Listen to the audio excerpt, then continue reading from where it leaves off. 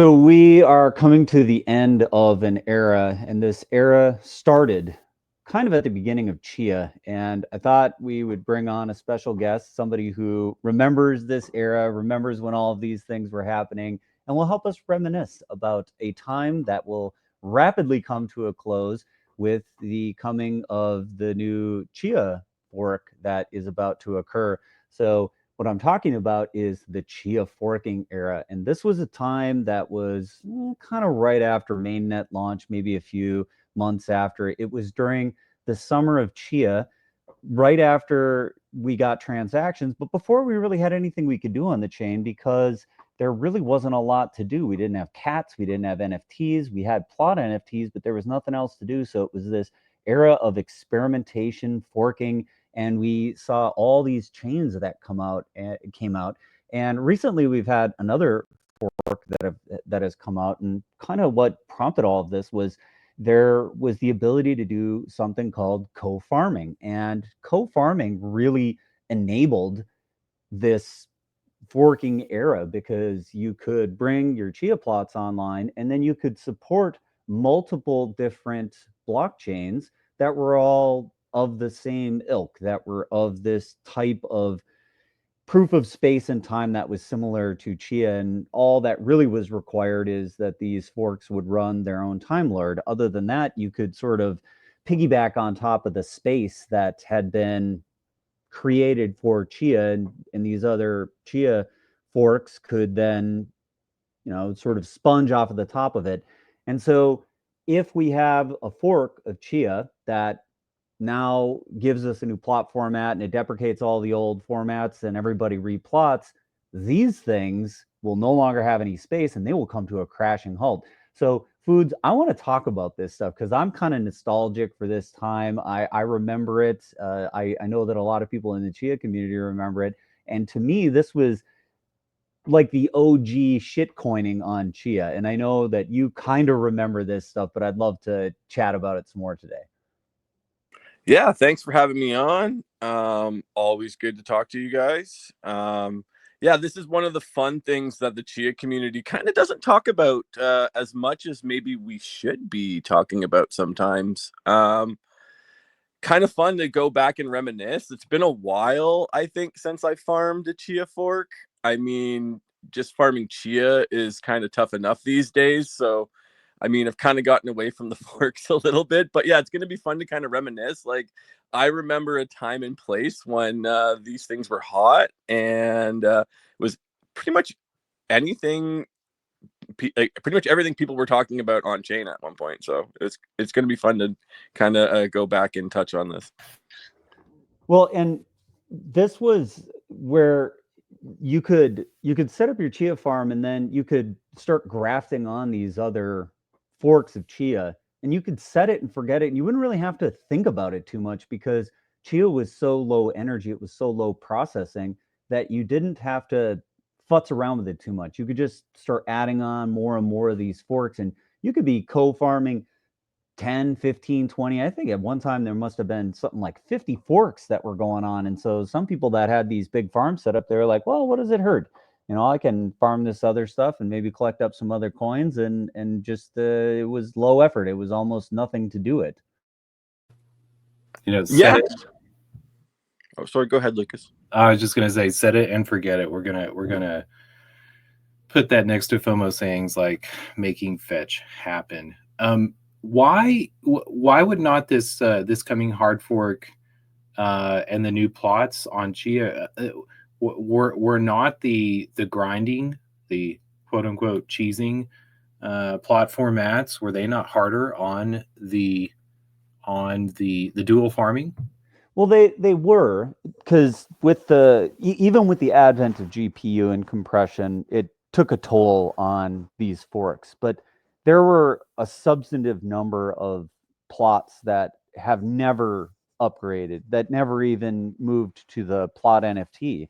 The OG plots, the ones that really didn't support any kind of pooling except for these weirdo pools that enabled OG pooling, people never replotted because it was just too much effort. And if you have a big enough farm, like, you don't need to pool. You can just self farm and you'll win often enough that, like, pooling just smooths out the rewards. So there really wasn't a need for it. And so there was enough of these OG plots that were sticking around that kept these chains alive. But it definitely did take a toll on them, because there were some of these that had, I don't know if any of them ever really rose to the level of exabytes. I think maybe Flax had exabytes, and I think this HDD one also had exabytes at one point, maybe.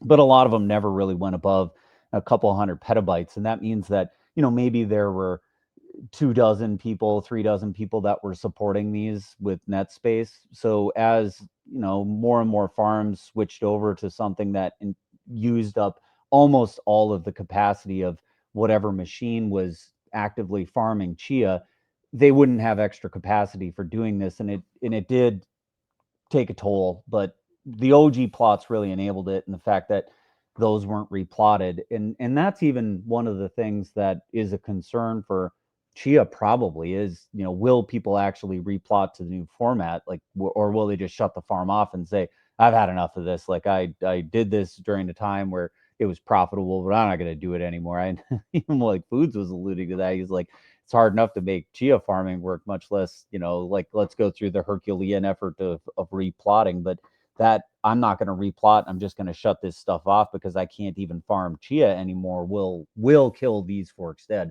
So yes, you're right. It definitely took a toll, but like the knife in the chest will be the adoption of the hard fork here.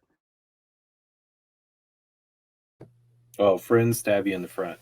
Nice in the chest. But like there even has been a recent new one, like ABA coin. I don't know, Foods, did you ever mess around with this one at all?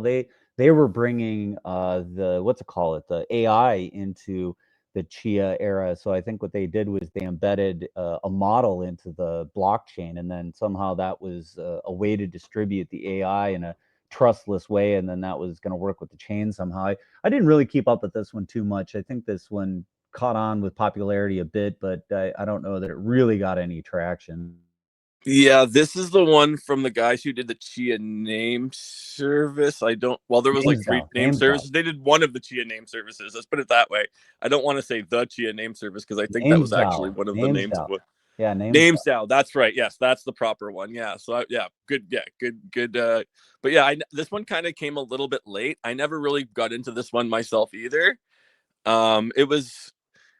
This one actually was, I feel like this one happened like last year or the year before. So yeah, this one kind of came after the wave. So this one's a little bit of a new one. There's also another one on here, kind of the elephant in the room. There's the MMX chain as well, the Mad Max chain. I don't know if it's technically a Chia Fork. It's kind of a Chia Fork. I don't Interesting think one to think maybe it get counts. into another day. It's a whole topic on its own.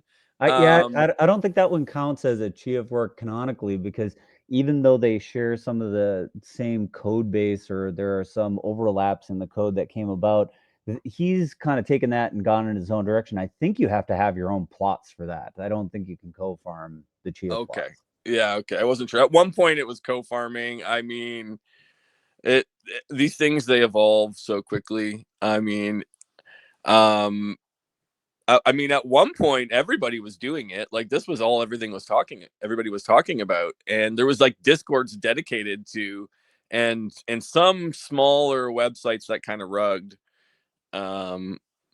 that you could actually trade these coins for XCH, which was really phenomenal. I remember actually a time when Chives, one of the forks, which isn't you couldn't technically co-farm, but the whole point of it was that you could use the leftover space on the end of your drives.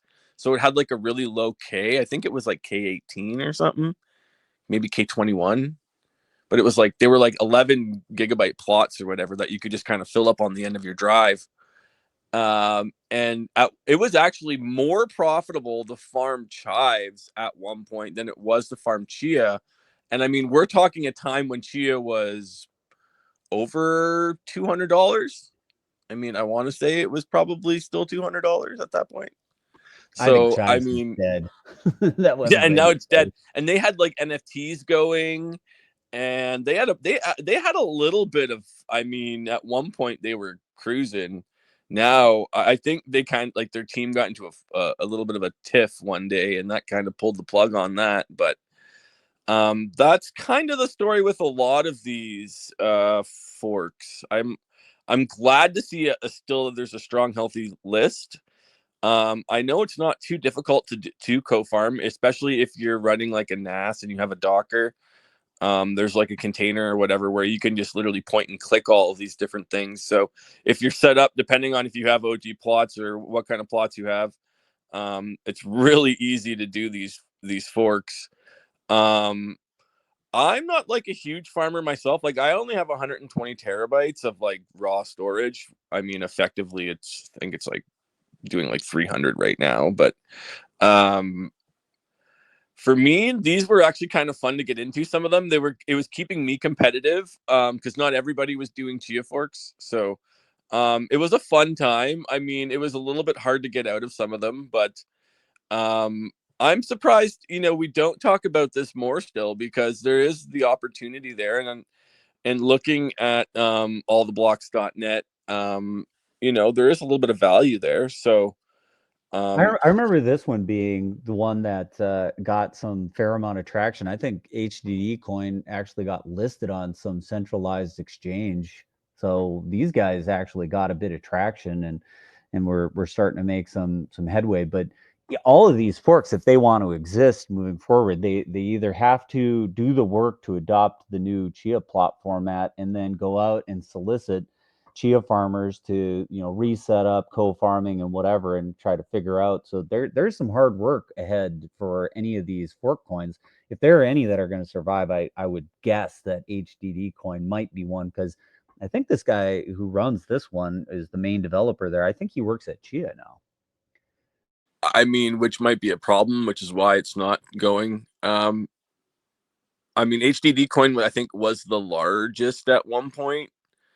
I'm pretty sure it's still going. I'm not 100% sure. I know there was some stuff in the Discord about some certificates or whatever that were expired. And so, I mean, like Chia Forks, they're kind of hit and miss. Even the best of the best kind of have fallen from the wayside.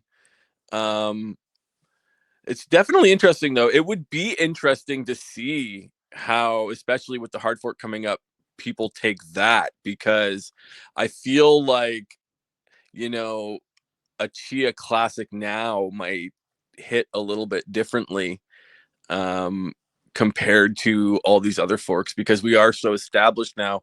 I mean, it's been 4 years. We've had a halvening. So, I mean, it's an interesting topic to get into considering the future that we're looking forward to.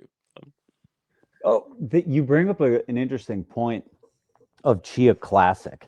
Will there actually be farms that are kind of zombie leftover, that aren't upgrading, that aren't doing anything, that just keep rolling the old chain the same way that it was without the OG plots, and want to continue to embrace GPU farming? Now that's an interesting thought, whether that will actually occur. Have you heard any rumblings in any of the Tangang or any of the communities that you run in that say, we're hard against the new plot format, we don't want this, we're going to stick with GPUs?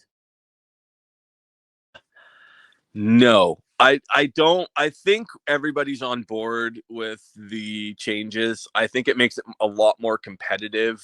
I think it's definitely a lot better for smaller farms like myself. So me personally, I'm all pro hard fork.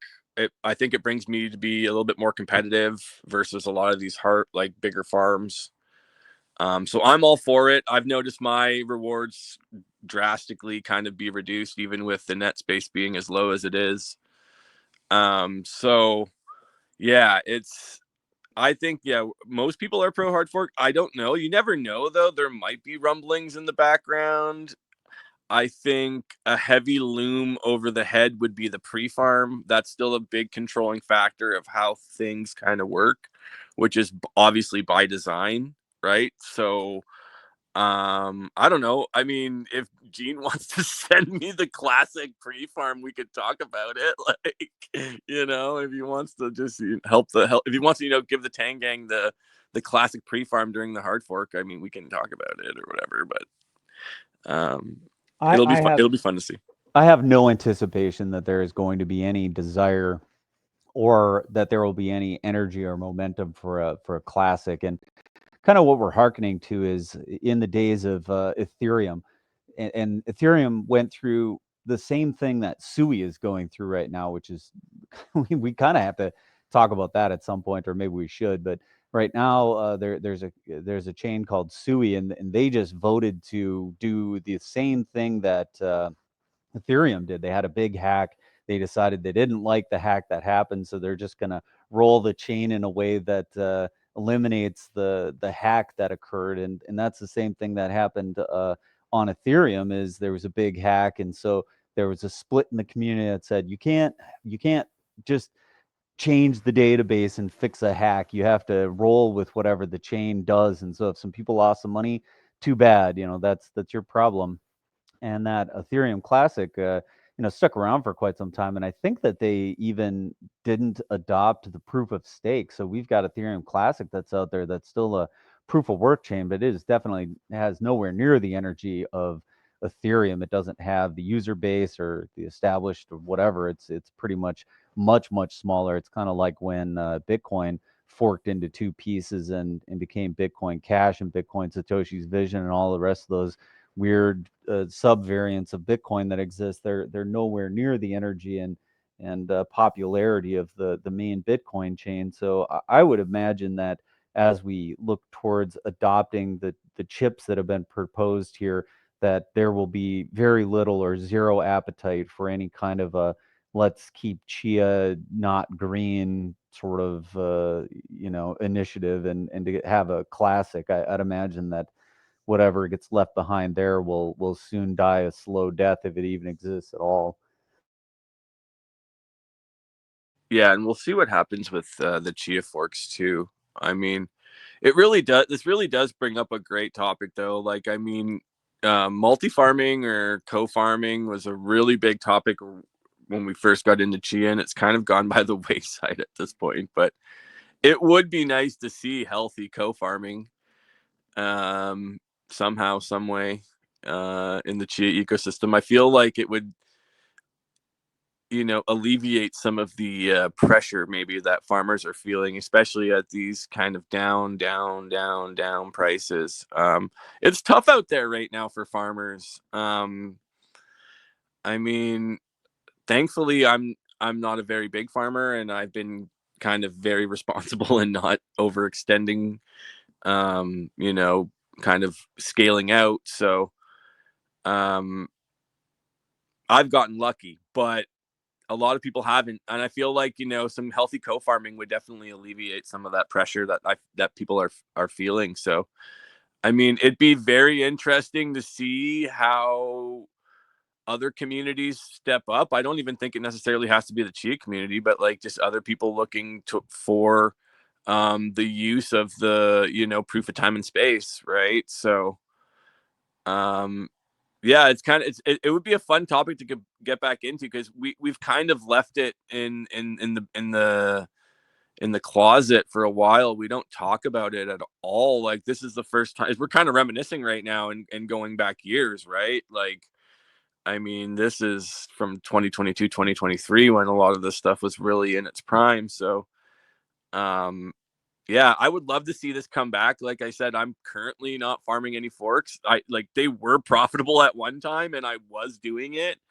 And I mean, some of them were even more profitable than Chia. Like chives at one point, if you were putting, I mean, terabyte for terabyte, it was way more profitable. So and I was just basically dumping it for XCH, and it was great. So Well, that was the right trade for probably any of these, and I think a lot of people saw the writing on the wall on that one, but definitely a lot of people got left holding the bag if they said, "Well, yeah, I'll dump some of my Chia for accumulating some of these forks." I know that there were some exchanges in some weird ways that people were doing the ability to trade these, but I think most of them were through some centralized mechanisms. It wasn't like we had cross-chain swaps or anything like that, and there really wasn't a robust marketplace that allowed you to do this. I think that there was some guy out of Russia that was taking some kind of exorbitant fee rugged people multiple times and just people kept going back because they're like, well, there's no other way to trade these.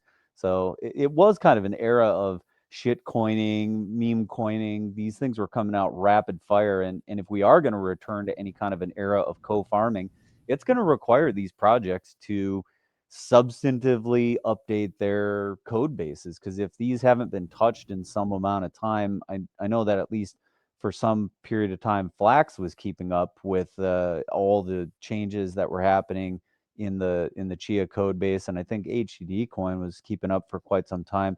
So if they have been keeping up and they've been upgrading on a regular cadence, then it might not be that big of a lift to upgrade to the new plot format and adopt that hard fork themselves. But then, you still do have to have mass adoptions of people upgrading to new software. And then there is this other looming thing, which is Chia itself has to go out there and really bang the drum of getting people to replot. And I think that that's one of the things that I took as our conversation with Dr. Nick progressed. It got me really thinking. It's like, okay, people who have these farms, they got to fire their plotters back up, and they got to go through another round of doing this. And during the heyday of when these plots first came online, it was a different time. There was a coin price of Chia that was in the hundreds, if not maybe even $1,000. So a lot of that energy was around chasing a very high reward for what you were doing. And now, say, yeah, you're going to take hours, weeks, or months out of your life to go chase $10 Chia. Now that could be a problem. That might be a hard sell. Do you think that there's a lot of appetite out there for people to go and spend weeks or months of their time getting their farm all reset up? Like, what's your approach to replotting? I suppose if you're a smaller farm, it's not going to be that big of a deal. But I think for some bigger farms, the idea of replotting has got to be a little bit daunting if it really is worth their time.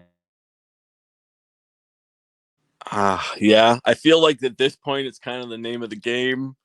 We've done it a couple times now. It's not the first time we've had to do it. It's the first time that it's really affected the blockchain in any substantial way. You never had to do it before, though. Because you didn't really have to. I mean, it made it better if you did. But you didn't really have to. It's a good point.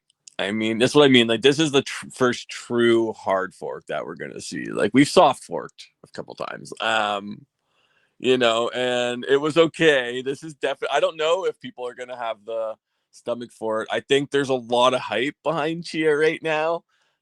I mean, I was at Chia Toronto. That meetup was quite large. For what I mean, I organized it, and it was big. Okay, So well, I mean, maybe that's I thought it was going to be 10 maybe. guys just having dinner, and it ended up being a whole entire conference. So I mean, like that. I think there's definitely a taste for the community. I think what Chia's doing is, I mean, and I'm a critic of CNI a lot. So I mean, I go both ways on this, but I think what they're doing is substantial. It's important, and a lot of people are kind of recognizing that, especially in the short term. I've noticed we're holding a lot more spaces. The Tangang is doing the Lord's work out here, onboarding.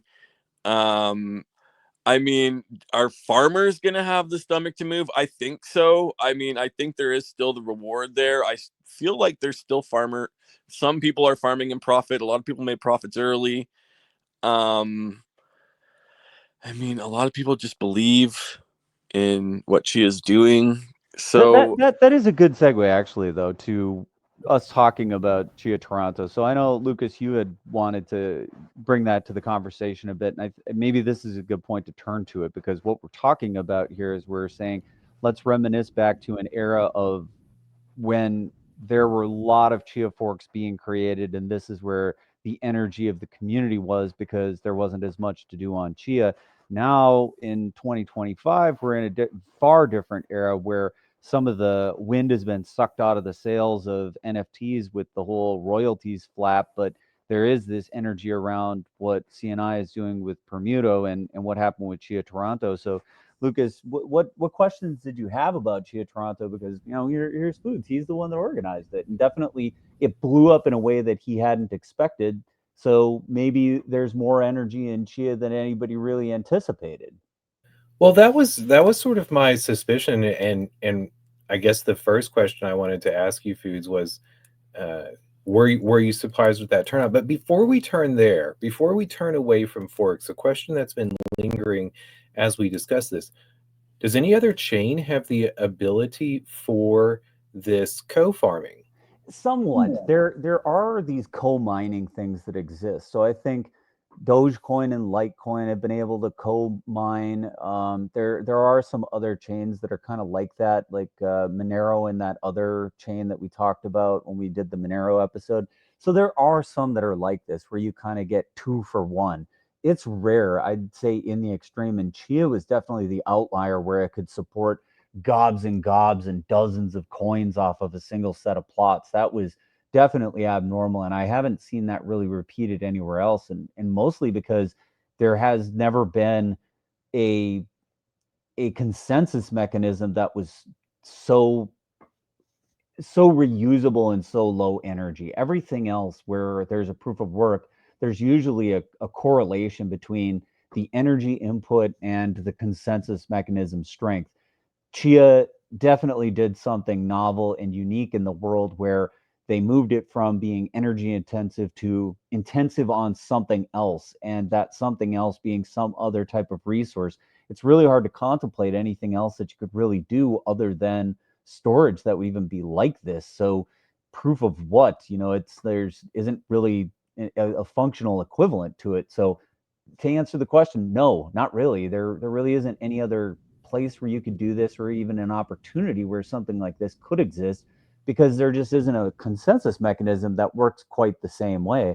And I think that even this idea of creating forks and co-farming was largely driven by, this genius thing that Bram thought of, because he's the one that clued everybody into it and said, oh, you could co-farm plots. And that, I think, is this offhand comment that was in one of the early videos, that, or an AMA, where he mentioned this, and that's sort of what sparked all of this. So people were like, "What? We could co-farm plots. We could create a fork. Like, let's see if we can do it."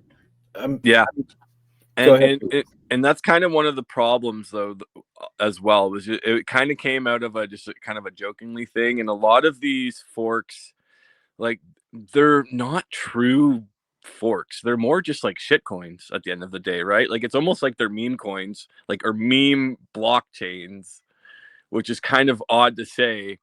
It's an interesting theory, though, to think about it. Like, at the end of the day, like, Chia's actually spawned an entire section of meme blockchains. But like, a lot of them kind of fall into the same problem, and we can kind of segue into the next thing, because this is a perfect segue.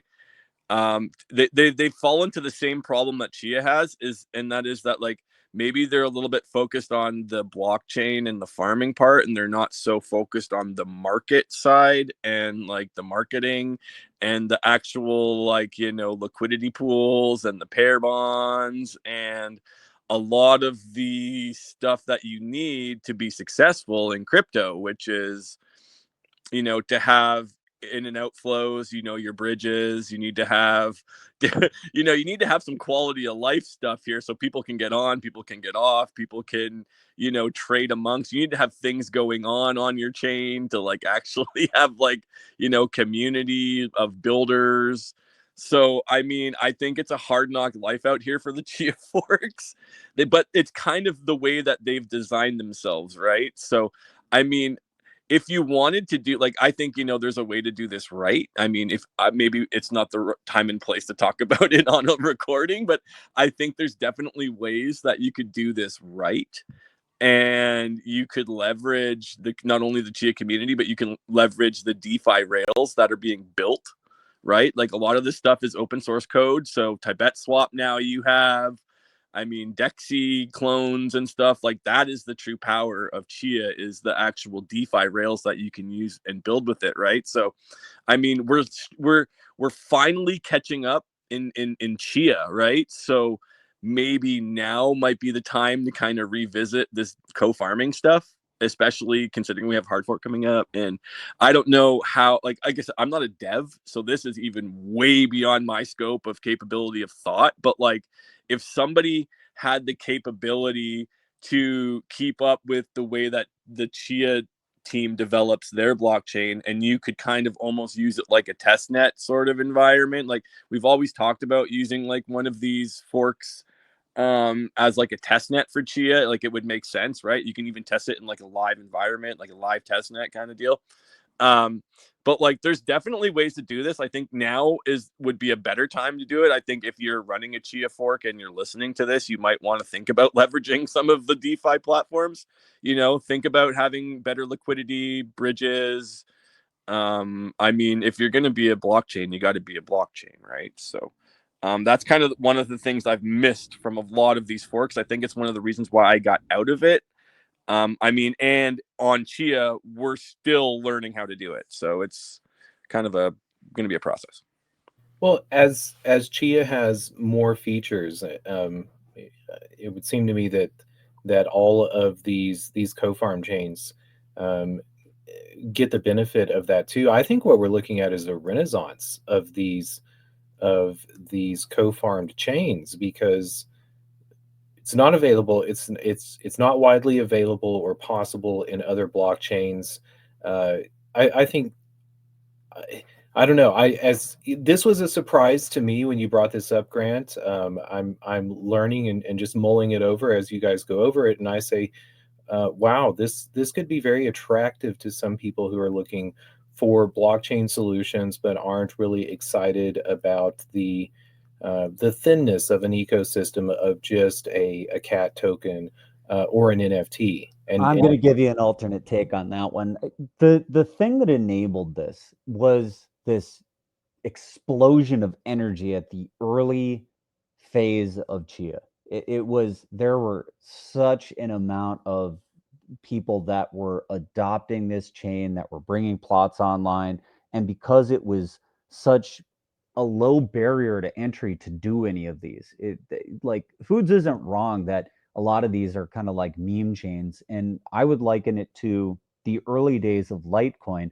When Litecoin first came out, they really didn't do much more than just take the Bitcoin code base, make some minor cosmetic changes to it, and then call it, silver. Like if we're going to have gold, if Bitcoin is gold, then we're going to make silver. And the only thing we're going to do to make silver, to make Litecoin, is to just change the name, use the exact same code base, and then, people can use this too. And for people who felt like maybe they missed those really early days of Bitcoin, that they could jump in and then start doing something with this next coin. And it was even talked about and said that they weren't really going to do much and that there wasn't going to be an effort into Litecoin. Now that changed later on, so I'm sure I'll catch some hell from people that really love Litecoin. But this was the early phase of Litecoin. So that early explosion of energy on Chia, and because it was so low effort to make some minor cosmetic changes to the Chia code base, you could launch one of these things and then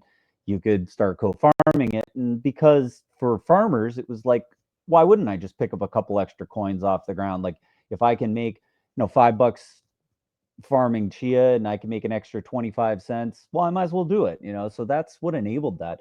But the mountains that have to be climbed for this next era is, first, you have to have another burst of explosive energy inside of Chia to get people to adopt this new format.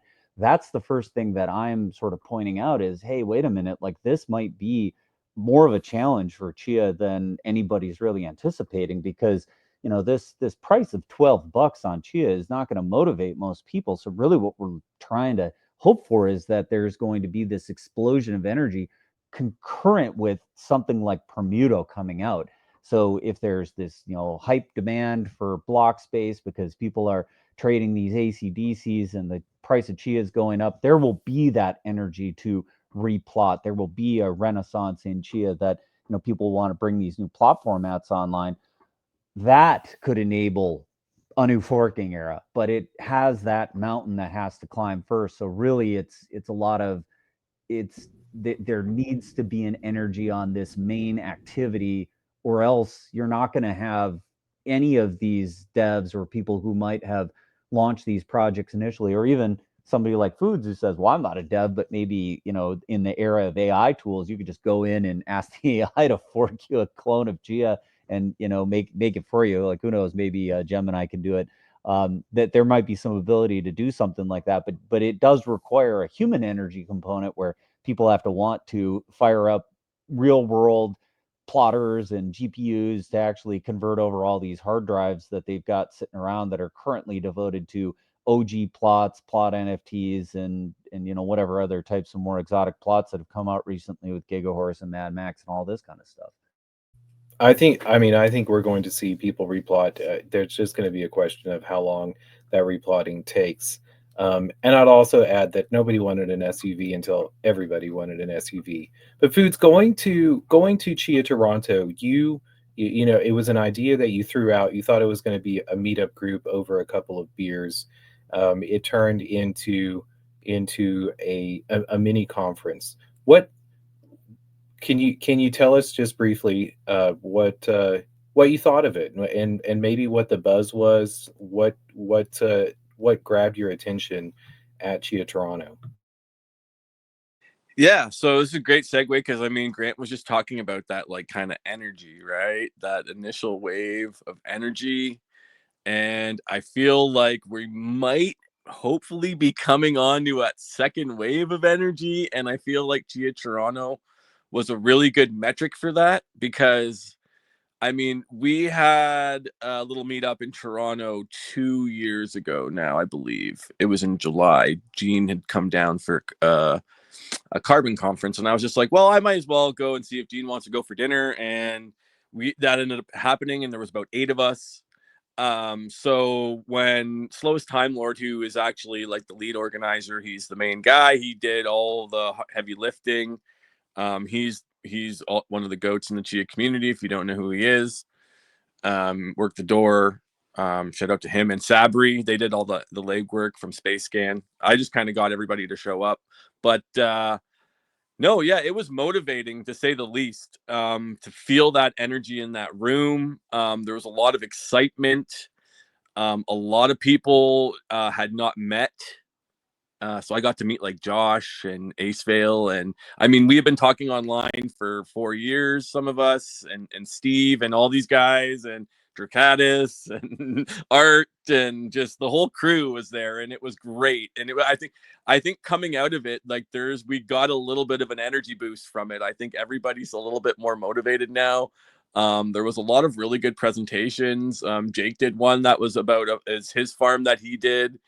And I feel like he's kind of like the story of Chia is just like a guy living in the middle of the country, just setting up a Chia farm and farming away and just like doing it as a hobby. And, I feel like guys like him are going to definitely be attracted to this new format just because they believe in the project and they believe in what Chia is doing. And I feel like there was a lot of that for Chia Toronto. Like it was just for me personally, it was super motivating. Like, I mean, you get into the daily grind of crypto and you look at profile pictures online all day, and you might even sit in meetings in the back rooms and talk online all day. And I don't know. There was just something else to it for me. It was super exciting. I ended up getting to MC, which is I wasn't necessarily prepared for it, but I ended up kind of getting a little bit better as the night went on. So it helps build. It was helping me build skills that I've never even had before. Like, I mean, I talk online quite a bit, but talking in front of people is something I'm not used to. So,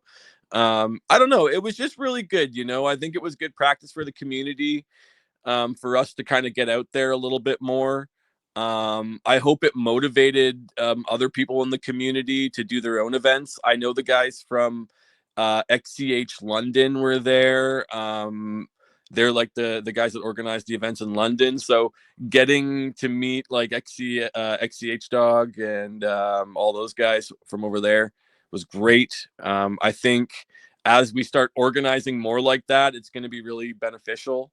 And we're only going to grow.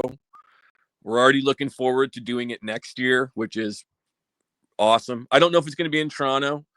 I think it would be fun to kind of do a big Chia meetup once a year, but kind of move it around so everybody has the opportunity to kind of experience what I experienced in Toronto, which was just it was just a good energy. It was there, like for a private event at a crypto conference, it for me, I mean, I think it went really well. I mean, food was good. There was lots of really good stuff. I mean, Yak was talking about V3 liquidity on Chia, and like, some really necessary things that we're going to need to move forward, especially, if we plan on bringing trillions and trillions of dollars on chain. So yeah, I think it was really good. There was a lot of really good education that came out of it. A lot of the guys got to meet, shake hands with each other, and I feel like that's really important for growth. So yeah, definitely looking forward to doing more, and just really motivated to be, working on my own stuff kind of coming out of it. Well, we're kind of at time. It was awesome catching up with you, Foods, about this. I know you and I have had lots of conversations over the years and spaces, so really excited to have you on the show and talk through some stuff from the early days, and also look forward to some of the energy that exists on Chia now, and excited to hear that things in Toronto went really well, and that there is this renewed vigor around what's happening in the world of Chia, what's going on with the Tang Gang, and also as we're looking forward to Bermuda. I know that some things have recently happened with the SEC. They're back at it again, so hopefully we'll be getting some real alpha coming out of the group from Trent and Gene and the rest of the Bermuda Capital guys. And as that starts to intersect with the world of Chia and we start to see these things get launched, it's the summer of Chia if things go to plan. So we'll definitely be watching for it, and we'll be keeping you informed as things progress. And we'll see you next time on FOMO.